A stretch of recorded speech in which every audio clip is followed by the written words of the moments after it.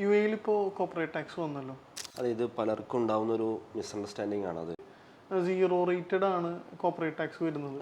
അപ്പോൾ അങ്ങനെയുള്ള ആളുകൾക്ക് രജിസ്ട്രേഷൻ വേണ്ടി വരുന്നുണ്ടോ? യുഎഇയിൽ ഇപ്പോൾ കോർപ്പറേറ്റ് ടാക്സ് വന്നല്ലോ.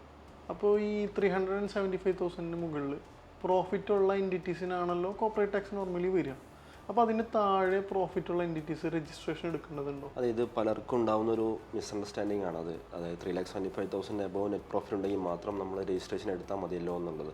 പക്ഷേ യുഎഇയിലെ ആക്ച്വൽ കോർപ്പറേറ്റ് ടാക്സ് ലോ പ്രകാരം ഏതൊരു കമ്പനി, LLC കമ്പനി ആണെങ്കിലും സോൾ എസ്റ്റാബ്ലിഷ്മെൻറ്റ് ആണെങ്കിലും രജിസ്ട്രേഷൻ നിർബന്ധമാണ്. LLC ആണെങ്കിൽ നിർബന്ധമായിട്ട് എടുക്കണം.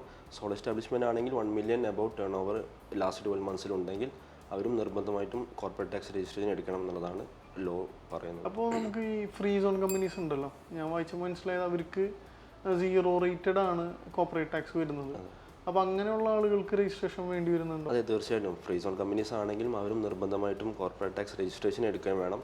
ഫയലിംഗും അവർ നിർബന്ധമായിട്ടും ചെയ്യണം. പക്ഷേ അവരുടെ വേറൊരു അഡീഷണൽ അവർക്ക് റിക്വയർമെൻറ്റ് എന്ന് പറയുന്നത് അവർ ഓഡിറ്റും കോർപ്പറേറ്റ് ടാക്സ് ഫയലിങ്ങിൻ്റെ ടൈമിൽ നിർബന്ധമായിട്ട് സബ്മിറ്റ് ചെയ്യണം. ഓക്കെ, അപ്പോൾ LLC ആണെന്നുണ്ടെങ്കിൽ അവർ നിർബന്ധമായിട്ടും കോർപ്പറേറ്റ് ടാക്സ് രജിസ്ട്രേഷൻ എടുക്കണം. അതേപോലെ ഫ്രീ സോൺ കമ്പനി ആണെങ്കിലും നിർബന്ധമായിട്ടും. അതെ.